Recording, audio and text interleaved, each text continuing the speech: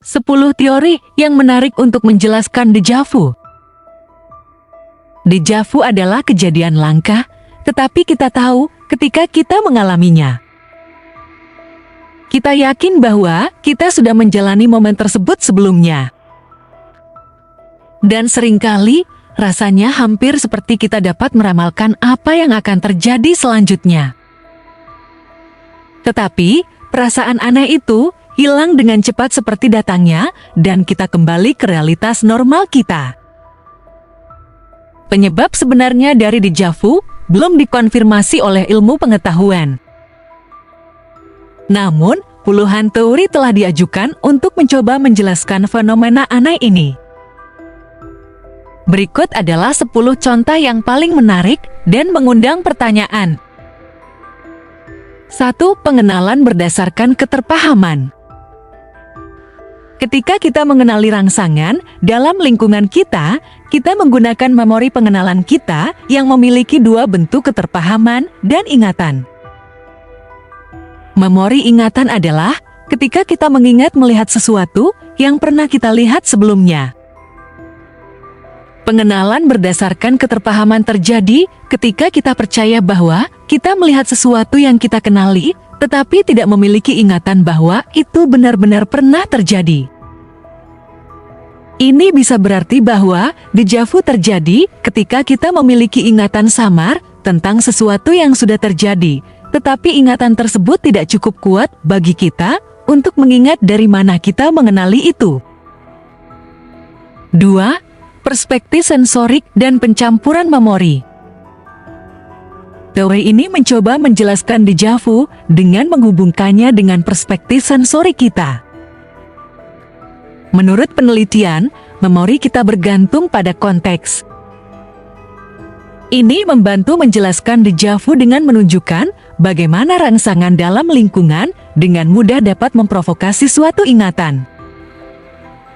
Pemandangan atau bau tertentu mungkin memicu pikiran bawah sadar kita untuk mengingat kembali waktu ketika kita melihat atau mendengar hal yang sama. 3. Pemrosesan ganda. Ini adalah teori lain yang melibatkan memori yang berfungsi dengan tidak benar atau menggunakan pemrosesan yang lebih tinggi. Teori ini menyarankan bahwa ketika kita menyadari sesuatu, otak kita secara bersamaan mencoba mengkodekan ingatan baru ke dalam memori jangka panjang kita. Dengan demikian menciptakan ilusi bahwa kita sudah mengalami itu sebelumnya. Kesalahan waktu sesaat ini bisa disebabkan oleh gangguan kecil dalam otak yang cukup umum bagi kita semua. 4. Alam semesta paralel. Teori ini menyatakan bahwa déjà vu dapat dijelaskan dengan perasaan telah menjalani momen sebelumnya sebagai perpotongan dengan alam semesta paralel. Artinya, apapun yang sedang Anda lakukan saat mengalami déjà vu, versi paralel dari diri Anda sedang melakukannya dalam alam semesta yang berbeda secara bersamaan, menciptakan keselarasan antara 2 alam semesta. 5. Hologram. Teori ini adalah gagasan bahwa ingatan kita terbentuk seperti gambar 3 dimensi. Ini berarti bahwa mereka memiliki jaringan bingkai terstruktur. Ini menyarankan bahwa seluruh pembentukan ingatan dapat direkonstruksi oleh satu elemen. Oleh karena itu, jika suatu rangsangan dalam lingkungan kita mengingatkan kita pada momen sebelumnya yang telah kita alami, otak kita membuat hubungan ke acara masa lalu dan menghasilkan hologram memori untuk membuatnya terasa seperti kita sedang mengalaminya lagi. 6. Mimpi prediktif. Teori ini menjelaskan déjà vu dengan menyarankan bahwa saat kita mengalami pengalaman hidup sesuatu sebelumnya, itu adalah ketika kita sebelumnya telah bermimpi tentang kejadian saat ini. Misalnya, Anda mungkin bermimpi naik sepeda di jalan tertentu dan kemudian Anda benar-benar naik sepeda di jalan yang sama seperti dalam mimpi Anda. Anda memiliki ingatan prakognitif tentang jalan tersebut yang memungkinkan Anda mengenali itu. Karena bermimpi bukanlah proses sadar, ini menjelaskan mengapa kita tidak sadar mengenali rangsangan, tetapi masih merasa bahwa itu familiar, seperti jalan dalam contoh ini. 7. Amigdala. Amigdala adalah bagian kecil otak kita yang bertanggung jawab atas respons ketakutan terhadap hal-hal dalam lingkungan kita. Amigdala dapat digunakan untuk menjelaskan deja vu jika kita menganggap momen tersebut sebagai gangguan sementara dalam otak.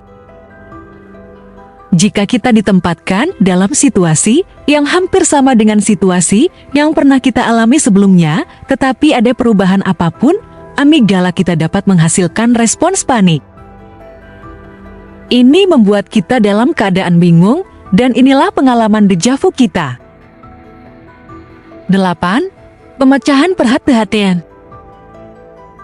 Teori ini menyarankan bahwa deja vu terjadi karena pengenalan bawah sadar akan objek dalam pengalaman kita. Ini berarti pikiran bawah sadar kita mengenali rangsangan, tetapi pikiran sadar kita tidak.